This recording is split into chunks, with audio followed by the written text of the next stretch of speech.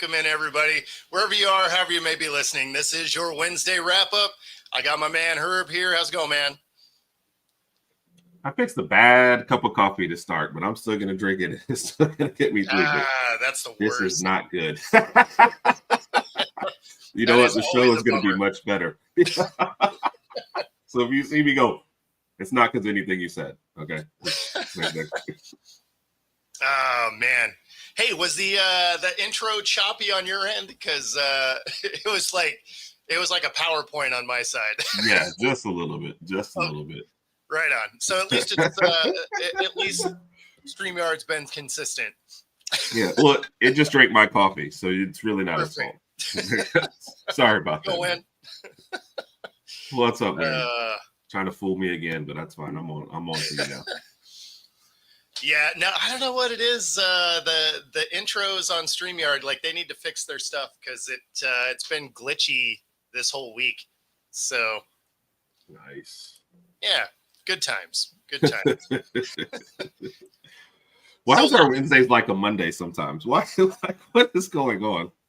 Well, so Monday, the last 3 Mondays in a row, the first show intro doesn't play. Like you'll hit it, and then it'll be black screen and says error, and you're just like, okay, so you don't want to work first thing on a Monday. I get it. Right. Like I can appreciate it, but we all got stuff to do. Right.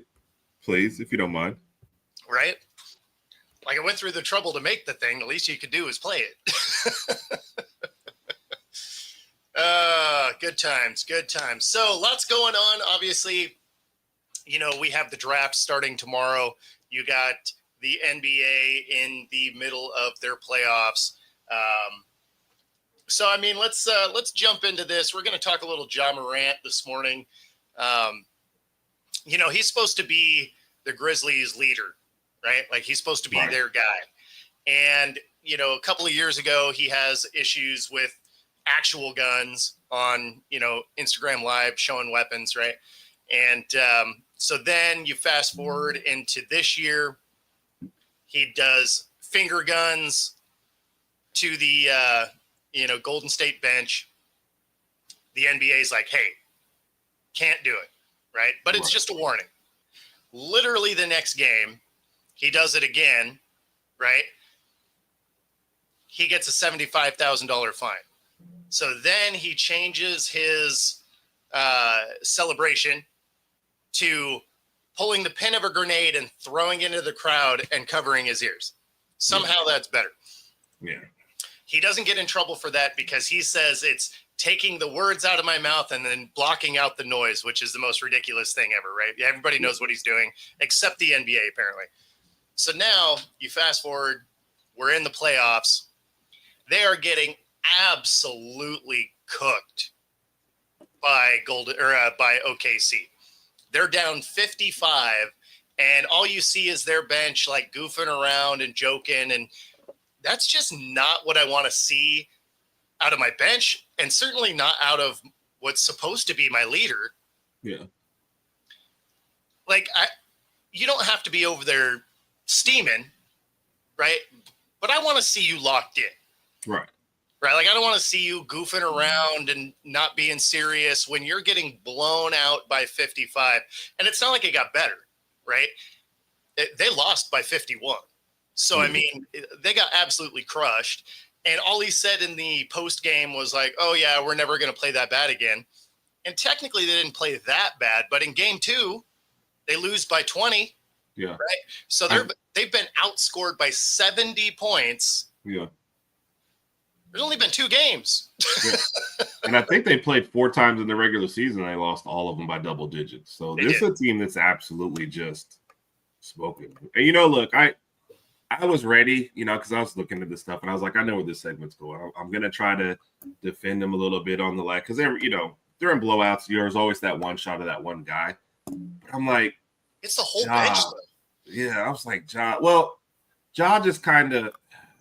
He just almost makes me think of a Kevin Durant-esque guy who just wants to go out and play and do what he wants and not have anybody, you know, say anything. And I looked up some stuff. I'm like, what other people think about his leadership style. Oh, he leads by example. No, that's not true. So don't say that. I mean, he does, which is why the whole bench was just goofing around. It's just, yeah, it's almost like a guy, and there's people in there, oh, y'all just looking for anything to be mad at him about. Dude, he put himself in this situation. If somebody said, Herb, we're going to pay you $36 million next year, we got a couple rules. Okay, what's the rules? Don't be on Instagram Live flashing guns. Hello, okay, what else? Don't be drinking alcohol in public. Okay, what else? That's kind of the big two. I'm like, wait, I can have guns at home. Yeah, that's fine. I could drink at home. Yeah. And you're giving me $36 million? Yeah. Feel like there's got to be another catcher. Nah, man. Go out, play ball, have fun. And Josh just wants this persona that's not the person he grew up to be. You don't see it usually happen this way. Usually if you grow up in that lifestyle, you get money. You're like, let me try to leave that lifestyle. He was didn't grow up in that lifestyle, got money, let me portray that lifestyle. It makes no sense. It's weird. It makes no sense. And then, so yes, eyeballs are going to be on you, man. And even without other stuff, you're the leader of that team. Yeah. How you act in a 50-point blood is going to be broadcast. The finger guns, it's going to be broadcast. I guess I don't know what his end goal is sometimes. I do think it's like a Kevin Durant thing. I just want to go out and play and everybody leave me alone. That's not how he's not good enough for that. Don't get me wrong, amazing player, right? Right. But the problem is he's doing something that you saw from KD and Westbrook, right? But Westbrook had and still has really an unbelievable motor. No one can say anybody plays harder than that guy. Right. He may not play well, but nobody plays harder. Right. And then when you look at KD, if he had any of that dog in him, generational talent, he just, kind of doesn't. Right. But when you look at Ja, he's doing those types of things without having that level of talent. Yeah. He's a great player, no question. But you can't do all of this distraction and be above average, right? You're going to find yourself out of the league at some point because your athleticism will start to wane. And if your off the field stuff is a big enough distraction, they'll move on. Yeah. We've watched it in every single sport. So, it's a situation where he could definitely shorten his career by just doing dumb stuff and not being you don't even have to be a great leader. Just try and stay locked in a game. Yeah. Yeah. No. And to even further that point, because I know there's a lot of people out there would probably say, they thought Ja was maybe more skilled than Westbrook. Well, Westbrook's got average triple-double for a season. Whether you're a love or hate, Westbrook's one of the most polarizing people out there, right? Sure. But it's like you said, high motor, average triple-double for a season, has an MVP, has a finals appearance. Yep. Now you don't have any of this stuff yet. So you can argue all day long talent level. But at some point, we want to see what have you got your team to. And that's the bottom line. Well, he's going to get them to a sweep here in a couple of games. Oh, yeah, this one is. For a team to dominate you this much all the time. And look, OKC is the best team in the league. That's fine. Sure. You're the 8th seed. You just got through the play-in just to get to this point. We expect you to get swept, maybe only win one game. That's fine. But you sometimes have to look at what your bigger picture is. Are you okay with being swept by this team? Are you just saying, hey, we're not in their league? Are you going to get there? If you're the superstar that you think you are, don't you think you at least got to steal a game somewhere, right? He's got to have them close. That's the biggest thing. You can't get bombed by 50. Yeah. Right. And then turn around and get bombed by 20. Even if they're a class above you, right? They're an elite team and you guys are okay. You guys can still play hard enough to make it close. Right. So, if your close game is losing by 20, that's not awesome. Yeah. That shows you there's too many teams in the playoff system for the NBA. Well, that's a whole other thing. But yes, that is absolutely right, by the way. So I mean, yeah. You're getting what, 20 of 30 teams at this point? Exactly. Have at least a shot at it. That's already too much. But if you have more than half the league, what are we doing? Yeah. Because now you're at the point where, like, if you don't make the finals, like, what is your team even doing? I mean, make the playoffs. What is your team even doing? Yeah.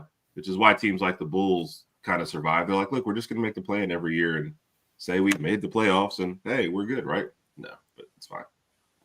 I mean, but it's kind of a thing. I think what's wild to me with the NBA when it comes to that end of it is you can win the chip and maybe be fired in a year or two. Yes. You could consistently miss it and keep your job. I'm just like, I don't like, and I mean the playoffs. You can consistently miss the playoffs. You keep your job. You can have a rocky season after winning a ring. It's a wrap. It's like, I don't understand that. Yeah. It tells you there's more that goes on. What's up, Chad? Oh, the NBA is just crazy all over as far as that goes. And some of it, though, goes into your owner expectations. If you're missing every year, I mean, the Clippers did it for 20, 30 years, Sure. Be bad. Draft a guy. When it comes time to pay him, let him go. Yeah. Draft a guy, have your season ticket holder, your salary is always low, you're making money. And I think Travis was your guy that said it. There's a lot of, because he said it for NFL owners. There's a lot of NFL owners, period, that are okay with missing the playoffs, maybe making a playoff, game here or there, and just making that money in that bottom line. And they don't care if their team's competitive or not. Well, yeah. Competitive usually means you have to go all in. That's my Seattle Mariners. Like, they are the masters of that platform. They're like, oh yeah, we're going to just miss by like 1 to 5 games, but we're going to be competitive enough to keep people in the stands. Yeah. It's like, that is super annoying. Yeah. But the owner's making money, the valuation of the team goes up, and they're just fine. They're like, okay, we're good.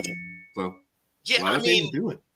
Like, I get it from a business standpoint, because you never pay the big contract, right? So, I mean, you're doing it the way that's the most profitable. So I can appreciate the thought. But at the same time, when I look at it as a fan, they have the same amount of playoff appearances since 2000 as the Sonics. Yeah. Who went away in 2005. Oh. I mean, that's a problem. Yeah. So. But you know what? The flip side of it, the problem is when the Clippers got new ownership and that guy started spending heavily, the fortunes didn't change. Then it's like all the bad luck they had built up over 30 years stuck with them. So I know there's a lot of, and this is what they do, right? Look, that one guy tried this one thing and it didn't work, so none of us have to do it. So there's like a lot of franchises who watched that and said, I'm not spending money because the one guy messed it up. I'm like, really? This is what we're doing now? It must be nice to have billions and have a team and say, yeah, I don't know. Sometimes I care, sometimes I don't. Because I feel like you and I are the types that if we owned a team, we're like studying charts and looking at stuff and like, boom. Yeah, I want to win. Oh, yeah, I want to win. You're like, Herb, it's 3 Can we talk about this at like a normal hour? But that would be us, But I think a lot of owners aren't fans necessarily. Although you have the Jerry Jones side of it when the owners are huge fans, and then you go in the opposite direction. So where do you find that middle ground? Yeah, I mean, the problem with Jerry Jones is he doesn't let his football guys do football things, right? Agreed. And admittedly, like I would still want him in the draft room. He drafts really well. Yeah. He needs someone else in his ear for free agency, and he needs to jump on one of Blue Origin's rockets and go visit other planets while season's going. Thank you. But he can be there for draft day. Yeah. He seems to do that well. Yeah. Talent acquisition has never been his problem. Long-term winning has been his problem. And but we're kind of going somewhere else. I didn't know if you wanted to go there, but yeah, it's just an issue. Sorry, I attacked all owners in the middle of the job. No, you're I mean, but again, the plan for the show is fairly loose because it's literally wrapping up sports for the week, right? So I mean, anytime we go on a tangent, it's still kind of on topic. That's what I'm good at. Since we did switch over to football, interesting that Shador speculation for draft is all over the place. Yes. Right? Like he could be number 2. He could be, I've heard him as low as 25, which is crazy to me now. There's even been some talk that he may fall out of the first round, which I don't see that being a real thing. No. What's interesting is this morning, Tom Pelissero, worst informal interview I've ever been in my life. He's so entitled, takes unnecessary sacks, never plays on time. He has a horrible body language, blames his teammates, and the biggest thing is he's not that good. That was an NFL assistant coach on Shador Sanders. That's rough. Yeah. I thought this came out right after during the combine too. I thought somebody said either something similar or this one around. So there was a different quote, similar-ish. Okay. But yeah, it's like, man. So then feeding into he's so entitled, they retire his number. Yeah. What are we doing? Like, why are we retiring a number? One, you didn't do anything there. And at the same time, there were better guys on that team, like on Colorado's team through the years that were better than Shador. Their numbers aren't retired. Yeah. Like, I'm not going to compare other schools because, other schools have different policies, and if we're talking about retiring numbers at the college level, everybody be wearing triple digits at this point. Yes. So, I mean, like, that doesn't make any sense anyway, why we're retiring college numbers. But he didn't do anything. They got to a bowl game and got crushed. Yeah. In 2 years. So there's a lot to unpack, I guess, with the Shador thing. The first part of it is Shador, because of who your dad is, you're under a microscope. Okay. You're also a quarterback, will put you under a bigger microscope. So there's a level of arrogance, you like from your quarterbacks, but not entitlement. It can't shift into that. And you've heard it from too many names. That's why I was like, I know I've heard similar already. It's just a bad look, especially for a guy who, to be honest, people are still trying to figure out, do they like his game? Was it a weak Colorado offensive line? Or what do they actually think about him? You're almost like looking like a Aaron Rodgers type slide where the second team is like, I don't know if I need him, and then everybody else is just like, I don't really want to reach for a quarterback, even though obviously that was the mistake. I'm not comparing. He's Bo Callahan. Why is he sliding? But it's just the whole situation is weird. So I said this the other night. Deion Sanders saved Colorado. I fully believe that. I fully believe the Big 12 took them on because of that. So if you want to do something for Deion, I totally get that, because it's been bad before that time. Yeah. But as far as something, anything for Deion. He's and anybody who's like, oh, he didn't do that much. You guys just don't remember what Colorado was like 2 years ago. Nobody was watching their games. They were 1-11. And it had been 30 years since something happened.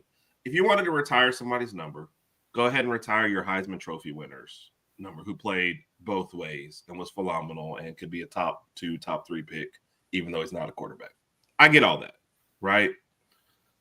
But Shador, okay, you're like he passed, he set passing records, but there was nothing amazing about their season. Like, so you retire the number of a guy who made one bowl game in 2 years, didn't win it, no playoff appearances, no Big 12 title. It just there's a lot wrong there. Yeah. And if you read what former players are saying about it, former Colorado players, they're like, look, we understand what he did and it's great. He's like, but why is he jumping the line? There's several players, and I'm not a Colorado history buff, but they're naming them. And they're like, look, there's a whole lot of players that are on this list of people should be retired. Yes. Why is the guy that just left jumping the list? And that's what they said.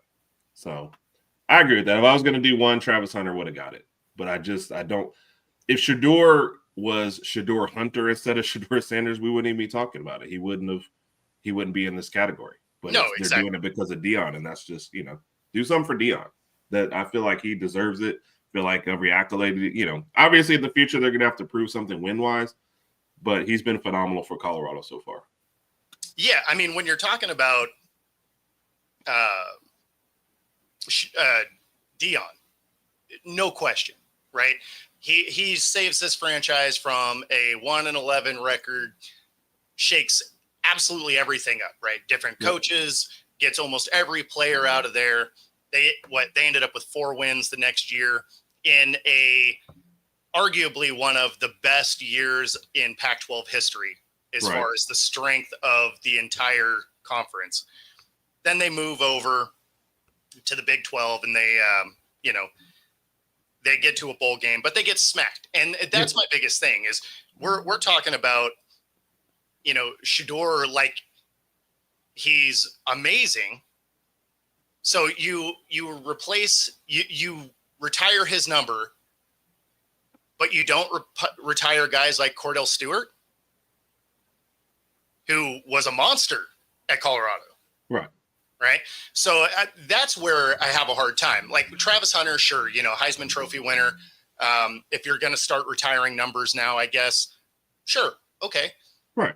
But you mean to tell me that what Shedeur did in the 2 years he was there was better than what Cordell did during his career? Right. Like I feel like we're missing something here. So obviously this is because his last name is Sanders, not because of what he did on the field. So I don't know. Like, I'm not a big fan of retiring numbers in college anyway, because again, if you're looking at schools like Alabama and Miami and, Oklahoma, stuff like that, it's like, okay, well, everybody's going to be in triple digits now because we've retired every single number. Basically. Yeah. Especially in your heyday, you can just start, cycling through them. The other thing with college with so many players have to, like, I'm looking at our A-Day game and I'm looking at how many jerseys belong to 2 people, one defensive, one offensive. And I'm like, yeah, that's just too much once you start getting into that, anyway. So no. Exactly. And then, like you said, go through any team's heyday. Like, look at Georgia's run that they just went through, probably retiring half the team. Like I said, Alabama under Saban, no jerseys left. All right, coming out here is number 217, Herb Ragsdale. It's like, what are we doing? You know what I mean? Yeah. So, or if you follow Colorado's path, you're retiring not your best guys, but like some of the good guys. So, I mean, that really could get through numbers quick. Yes. And it's just a bad look all over, man. Hey, so what? They retired his jersey. How'd he do? 0-1 in bowl games. Oh, but it was a playoff game? No, just a bowl game. Yeah. Oh. And it's not even like it was a conference championship or anything like that. Like they didn't do that. Yeah. So, I mean, it's just, I don't know.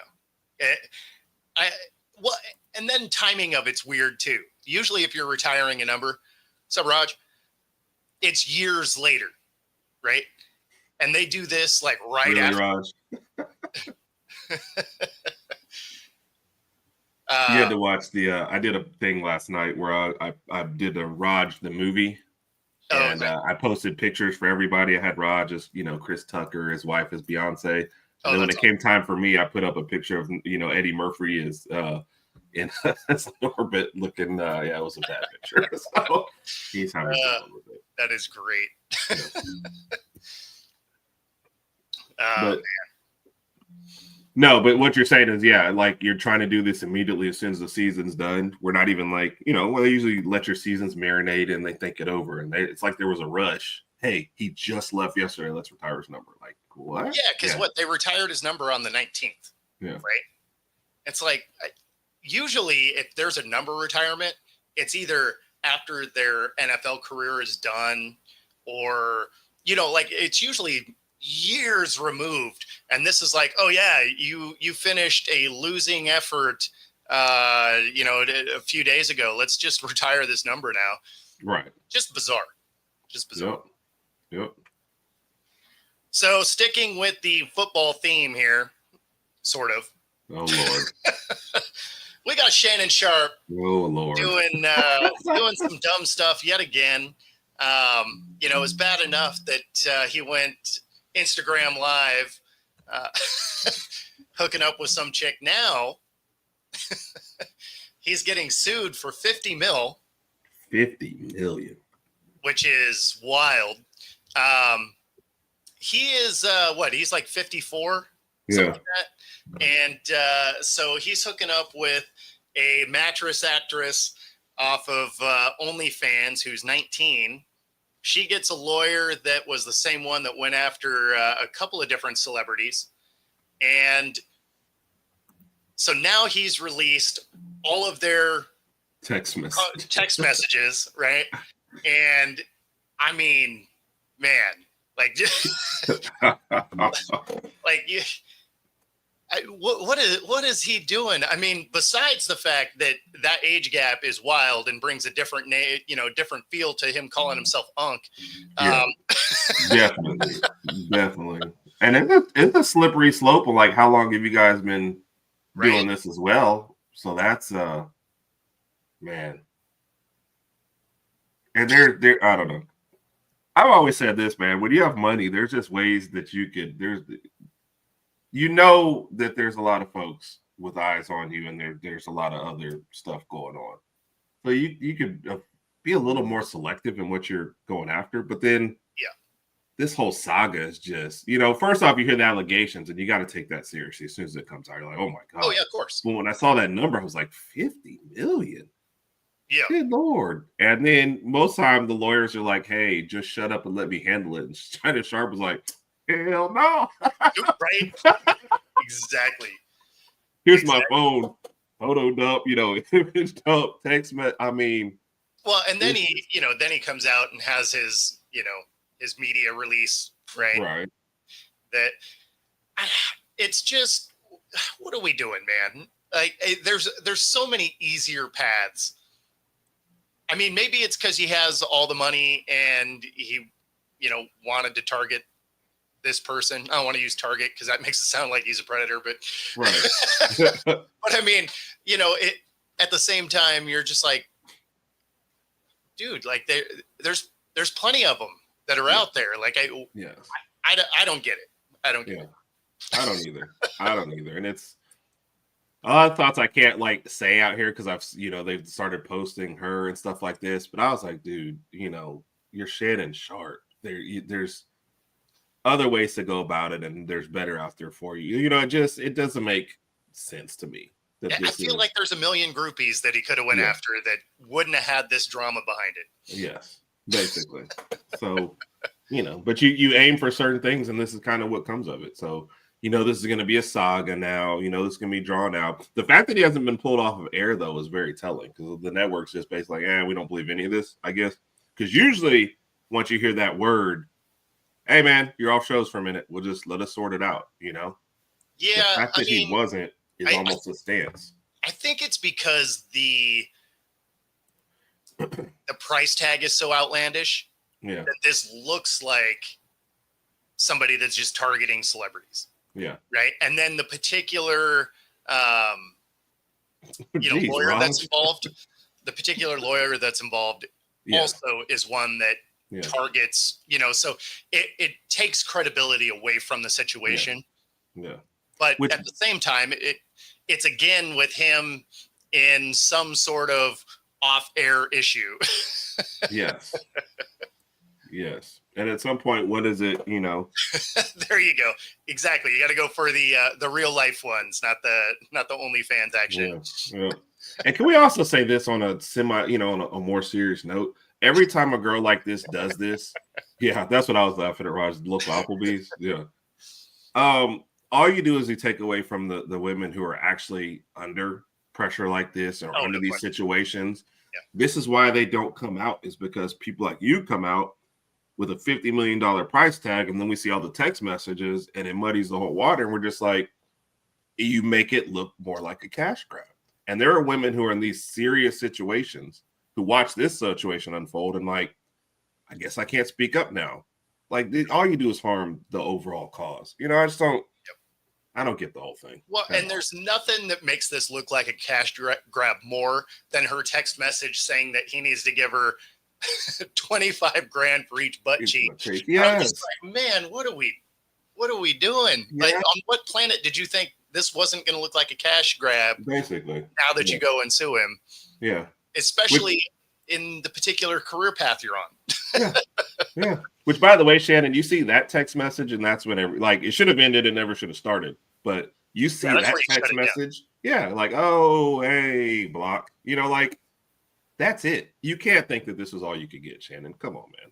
Well, I mean, to that point, it's funny that he's paying for OnlyFans. like, that's hilarious in its own way. I don't get it. That man could walk down the street and have women just, I don't get it. I don't get the whole saga. I don't get the strategy is interesting to say the least. I wouldn't want all that stuff out there. Did the lawyer okay it, or did Shannon just say, I'm doing this? And he was like, I don't advise this. Well, that's what's happening. I mean, obviously Shannon does Shannon. Like, that's true that. Yeah, I mean, he does kind of whatever he wants. He does have the stack of cash to be able to do whatever you want. Right. So, yeah, man, I don't know. It's just a wild situation. And interestingly, not that far removed from the last one. Yeah.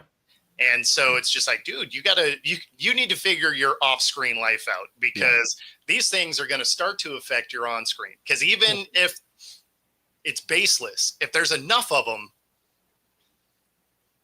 networks get tired of having to have you go and put a press release out, even if there's nothing behind it. Yeah. So, not saying you got to keep it in your pants, but you probably need to find some higher caliber people. Yeah. And maybe put your phone on a table somewhere. Yes. Haven't we said this several times, because every team has this? You don't think ESPN has a guy? A fixer? That's just, that's what they do. Shannon's like, look, man, need some company night. We got you, Shannon. Like, don't worry. This whole situation is handled, Yeah. I guarantee it's out there. So I don't get it. I don't get it. But the whole situation just looks ridiculous. And it's funny how everybody's on it. He's, oh, good for you, Shannon. Others like, Shannon, do you think this makes you look good? So I don't know. I mean, I don't know how you would think this makes you look good. Yeah. I mean, what it does do, I would bet that OnlyFans stock jumped a bunch because they're like, man, even this dude making, 50 plus million, is on he's there. On here. So, I mean, hey, way to further the platform, I guess. But good job, Shannon. But yeah, I mean, I don't know. It seems like there would be easier, less expensive paths. I'm with you on that one.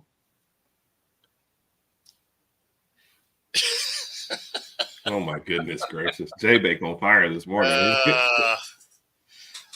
That actually was a narrative for a long time. So, maybe some of it's on purpose. But at a $50 million price tag, there's easier ways to prove it. I mean, look, the Instagram live, that was enough. Okay. Like, you could have just stopped there.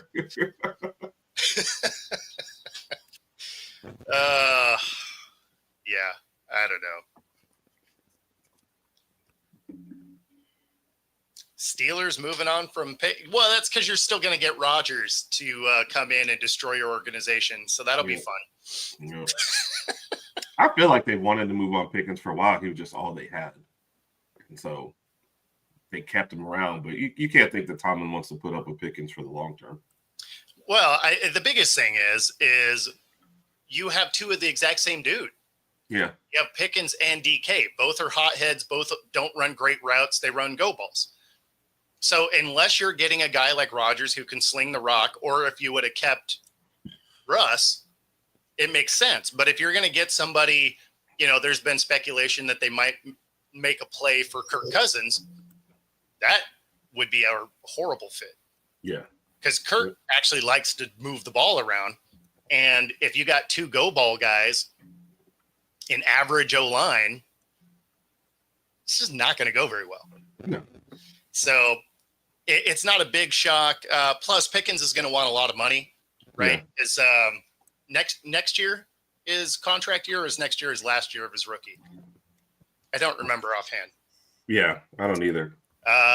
Chad, do you remember what the contract is, or his rookie deal is? It runs through the 2025 season. Okay, so this is the final year. Yeah, so he's currently in the final year. Yep. Okay. So, yeah, I mean, you might be right. They may be moving off him because there's no way they're going to be able to pay him and DK. No. Or want to be honest, you know? Well, I wouldn't want to. Yeah. And the Steelers have a history of moving off of wide receivers when they feel like, okay, this is it. So, you know, and somebody will take a chance on Pickens, but you honestly, attitude-wise, could see this as like one of those out of the league in 4 or 5 years kind of guys, just because Tomlin probably kept a pretty, tight leash on the whole thing. Yeah. You get another, head coach, and it's a little more volatile. Starts I can like just see that one going, So yeah. The attitude is just terrible. The body language is terrible. The interviews are terrible. It's just like, hey, we're living off this talent of great catches, but there's no like, hey, Pickens runs great routes, or hey, it's like none of the other stuff. Pickens is a great leader. It's just like, no, every once in a while he'll make a really great contested catch, but you got to put up with so much more to get to that point. Well, and that's the problem with DK. That's why I was saying, for the last year and a half that they should trade him here in Seattle, because it was just like, yeah, elite speed, crazy, stature, right? As far as athletic build, but tons of after the play penalties and doesn't run a great route tree.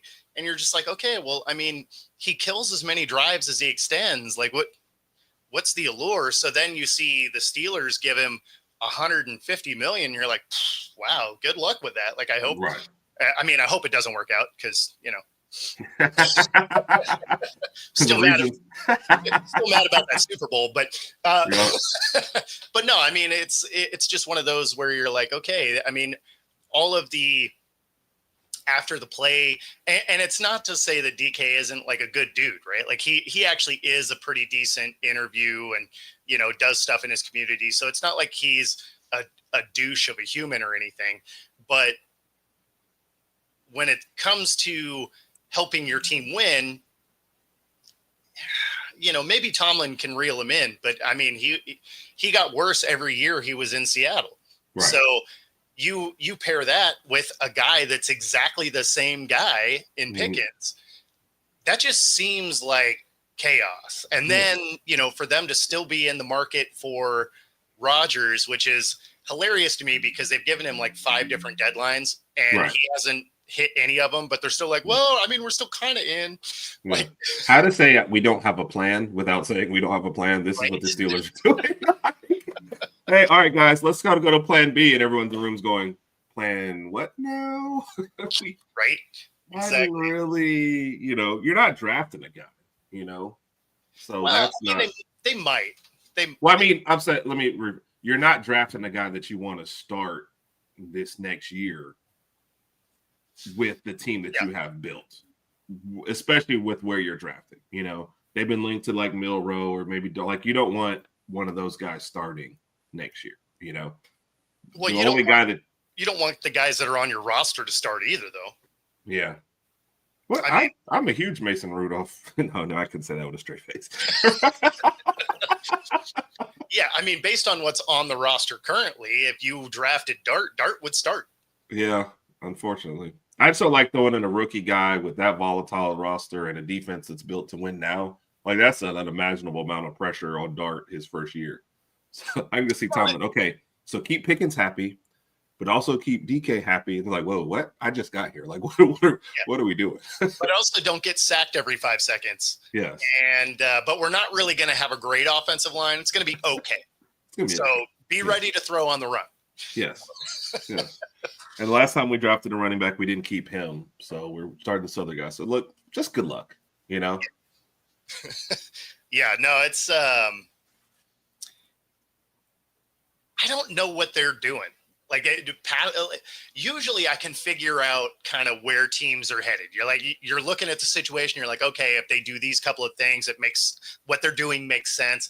You look at the Steelers and you're like, you do realize that that guy that receives the snap is like an important piece of the team, right? Like, yeah. And they're like, you mean middle linebacker? No. What off? Oh, okay.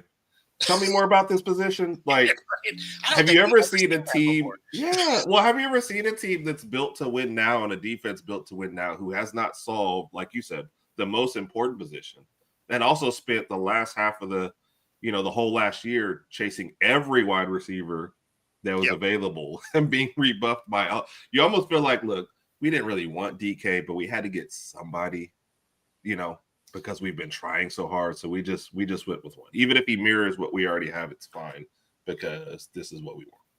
Except there were guys out there like that you could have got. Yeah. Like you probably could have got a Devontae. You probably could have got Amari. You could have got any number of these guys that would have been way cheaper. Right. Than DK. I mean, the DK grab made it look like they're just trying to sell jerseys. Yeah. It was definitely the splashier of the things, for sure. So, because you probably could have got with you some Amari and Devontae under what you got DK for, and not had to do anything to get it. So, I don't know. Yeah, I mean, you wouldn't have even had to give up draft picks because those guys were getting released. So that's what I mean. Like, you could have saved money, saved your draft capital, and had a more effective receiving core. Like, I mean, it just didn't make a ton of sense to me. But your plan was too boring. That's the real problem. DK is a splash. No, I don't know. I like dubs. Yeah. I'm weird that way. Like, well, you're just too logical. That's your problem, Joe. I mean, I don't know if it's logic. It's just like I want a roster that I can win with. Yeah. Sorry, you're just not a good team builder. Yeah, well, that's fair. That's fair. Look, Bo's over here trying to build teams to win. We're trying to build teams to sell tickets. So, Bo, you're out of here, buddy. I mean, there is that. That is the difference from the GM side and the owner side, right? The owner side is like, I want to make some money. The GM side is like, it'd be cool to win, though. Just throwing that out there. Yeah, except the Steelers are like, you can win 9 games. 9 games. Yes. You're only allowed no losing record. No losing record. Maybe 10 and a first round playoff loss, but that's as good as it gets right now. Yep. So, I don't know. Man. It's ridiculous. So the NCAA does have some new rules coming out. And so some of the tweaks to it is the third overtime. It used to be that there was one timeout for every overtime. And now it's being changed to after the third one, there's one timeout for the rest of the game. And you're basically doing 2-point conversion tries. Right. And so that'll be interesting to see how that plays out. I mean, 2-point conversion tries, you're not that far away. So, I mean, they were already doing that. The 2-point conversion tries they were doing. The timeouts, I'm calling that the Kirby Smart rule because Georgia versus Georgia Tech, he called a timeout every single 2-point play that Georgia Tech did in their 6 or 7 overtime game. So that's definitely the Kirby Smart rule because, that's fine. Yeah, the 2-point ones I already didn't like because that's a lot on one play to win or lose. Now, we had our famous one in the Iron Bowl where we won on the 2-point, but it's just, they did that because LSU and Arkansas went 7 overtimes and they didn't like that. My problem with NCAA is they always change things to affect the one time that something happened. It's not like 6 and 7 overtime games were happening every year or every other year. There's a reason why it was a record. It happened once. Not like we never want this to happen again. Let's go to 2-point conversions. Then Georgia gets a long overtime game and they call timeout everyone. They're like, all right, we got to change that too. No more timeouts. I'm like, are these things really stuff that affects the game? Well, I mean, but that's the problem with the NCAA in general is they are so reactionary that they overcorrect situations rather than just actually think about it and have a plan. I mean, that's the entire NIL transfer portal debacle that we have now. Yes. Is they're just like, oh, we see this, it's a problem, and they just overreact, and then now it's a bigger problem than it was, and now they have to try and figure out how to rein in, how that all works, which is, going to be a challenge, right? Yeah. Especially when you think of the NIL side, because if you're the kids getting the money right now, you don't want any of that to change. Right. You don't want the proposed salary cap or any of that, because right now whatever someone's willing to pay you, you take. Yeah. Yeah. So, and that's one reason why teams are spending so much, because they see it happening and they thought, a lot of teams are saying we're just double dipping until it comes in there. Yeah. My problem with the chefs, though, is they're fixing stuff that, what's their biggest problem in sports? Transfer portal, NIL. So what are we going to fix? Timeouts in the third overtime. Like, what? Yeah. How many games last year went to the third overtime and above? Like, not that many. And how many of them went like the Georgia Tech game? Probably one. Yeah. Where somebody called a timeout every single overtime. Okay? And guess what? They won. So, so you see why I did it. But you're fixing problems that aren't problems for 90% of to use his analogy here, the problem is what they're doing is the plate comes out and it's cold, and rather than just heating it up, they're like, oh, you think this is cold? Let's just throw a bunch of cayenne pepper on the top. So it's still going to be cold, but it's going to be spicy. Like, it just doesn't make sense. No, at all. So several games with the 7, 8, or 9 overtimes. Yeah. It's like 5 or 6 games, it feels like. So, out of all the games, let's say 10, right? Let's fix the problem that may have happened in 10 games last year.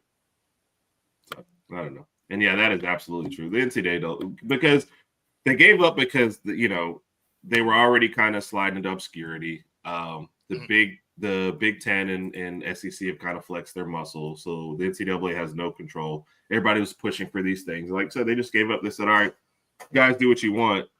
And now everybody realizes giving 18 to 20-year-olds, 18 to, in some cases 25-year-olds at this point, this much power was probably not the right idea. Because at 19, they're like, coach yelled at me, you know what, transfer portal. And that's what's happening now. So. Oh, no question. Well, and then the NCAA obviously didn't have any control anyway when you have the college football playoff, where there were obvious issues with Michigan and stuff, and NCAA is like, this is a problem, we need to address it. And college football is like, yeah, we don't care. They still get to play as far as we're concerned. So NCAA doesn't even have any real power to do anything. Right. So now they've just put bad policies in motion and then have no ability to police anything else. So it's just kind of you knew the NCAA was going to fall apart, right? But man, we're watching it happen quick. Yes. The sport is a mess right now. It is really an absolute mess, and people are getting to the point where, like, I don't even know what I'm rooting for. Like, I'll root for Alabama, but don't get attached to anybody, don't know what's going on. Arkansas has had to write in stuff into their contracts now about NIL buyouts for people leaving. And people are like, oh, we're getting closer to the NFL model. No, there's more rules in the NFL model than there is in college.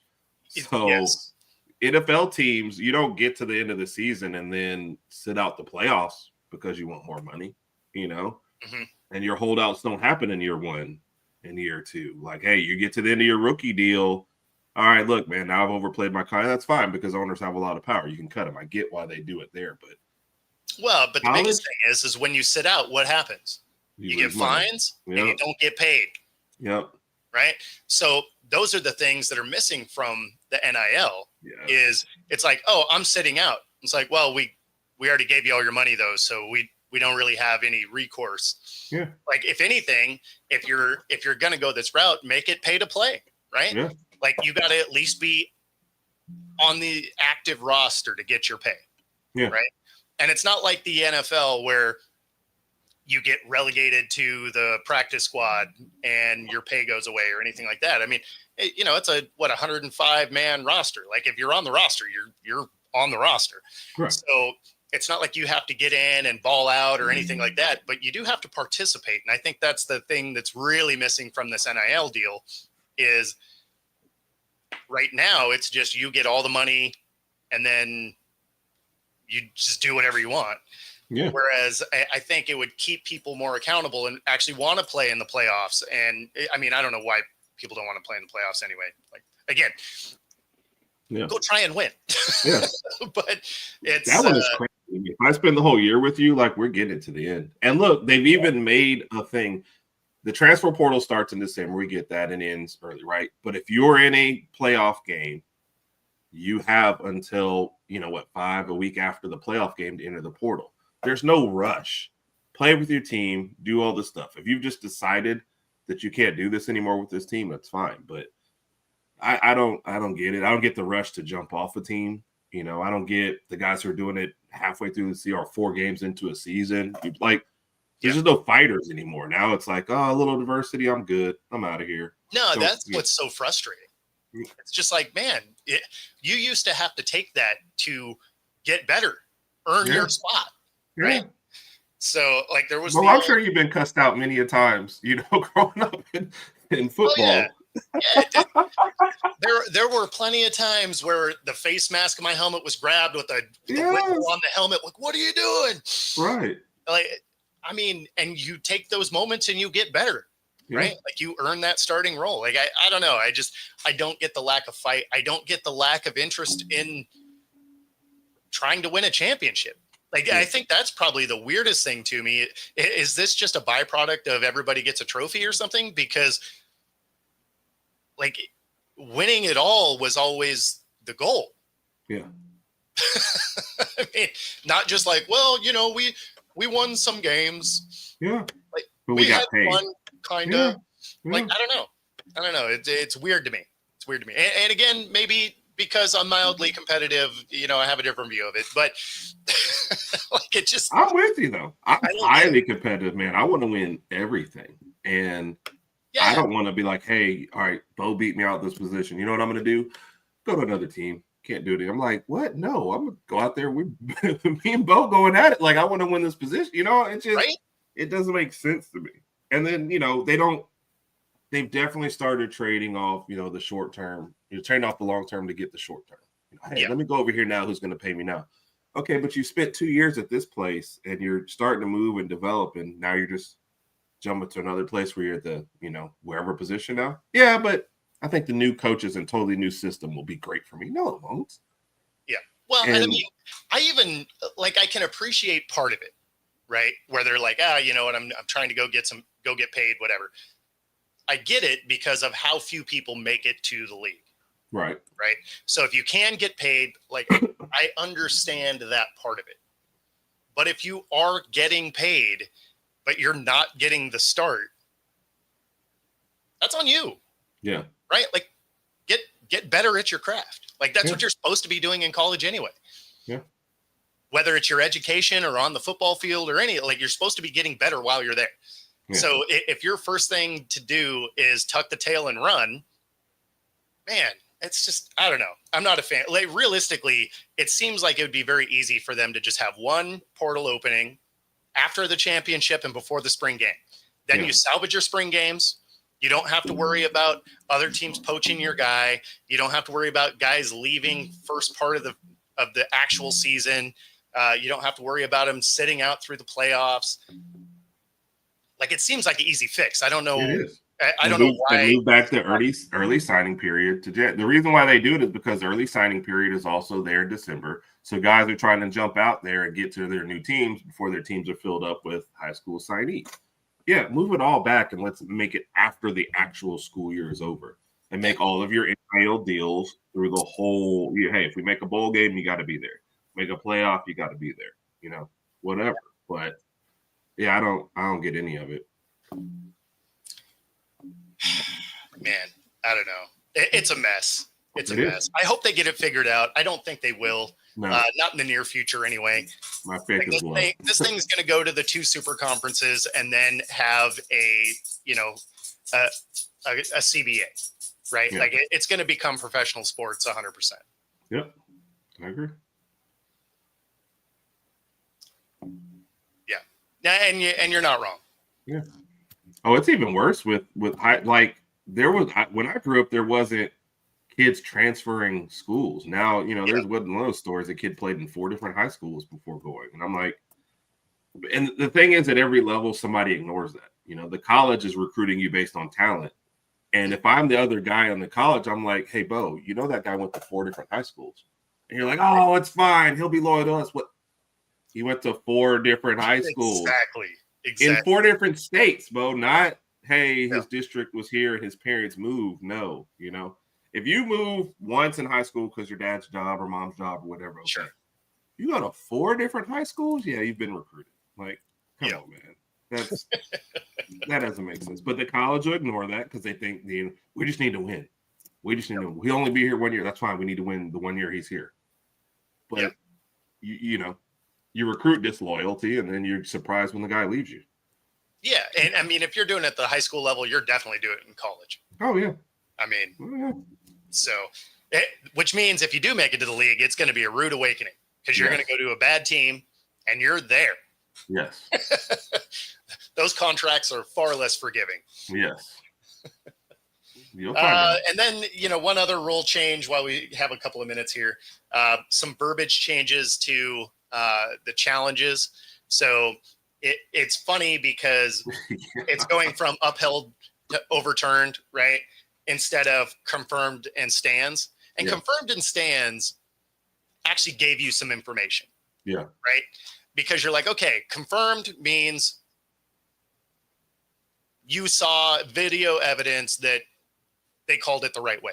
Stands means you couldn't tell we're going with what's on the field. Right. Now it's just upheld and overturned, which means we're not actually going to tell you if we saw something that supports our decision. We're just going to be like, we think think it was, we made the right call. Yeah. Herb had a good argument. We're gonna go with it. It just, I don't know. Like it was a change that didn't need to happen. So the NCAA is being consistent, at least. Yeah. I'll tell you what is the 2 things they're changing, stuff that nobody is really gonna care about. Look, the announcers do enough talking and stuff when you're doing their replays and they break down all that stuff. Oh, it's interesting. He said, no, it's not. I just want to know what the play call is and can we move on? Don't care about his verbiage. Don't really care about that stuff. Hey, we're not changing. They could come out and say that. Hey, we're not changing the call. Let's go. And I'm like, all right, fine, whatever. Don't matter to me. Game's moving on. So the one that actually does make sense that's coming out is, especially when you think of the last couple of years where there's been a lot of fake injuries in the last minute to stop the clock. Yeah. So now, if you have an injury, it takes a timeout. If you're out of timeouts, it's a 5-yard penalty. Yeah. So now all of a sudden it is really hurting your team to fake these, injuries. And whereas before you got basically an extra timeout out of it. Right. And so you got why they did it. This rule right here should limit most of that. Yeah, I agree. And it was getting bad. I mean, like, not even faking it. You're watching, and there's several, and sorry, Ole Miss, you're one of the most egregious ones, where the quarterback looks at the guy and points down, and the guy goes, oh, okay. And just is like this. And comes back in the next play. And you're like, come on. Well, and not even just that, but doesn't, like, get helped off the field or something, pops up and jogs off. You're like, okay, come on, man. And you see one of the trainers, hey, come back and fake it. Let me. Right? Let's do the, at least sell it. Like, you clearly weren't in any drama classes or anything. No. That was always my favorite. I'm like, oh. Exactly. It's like, come on, man. What are we doing? Well, that does get us to the top of the hour. If you're watching on YouTube, be sure to like and subscribe. If you're watching on Roku, stay tuned for the next hour. Otherwise, we are going to get out of here. Take it easy, everybody.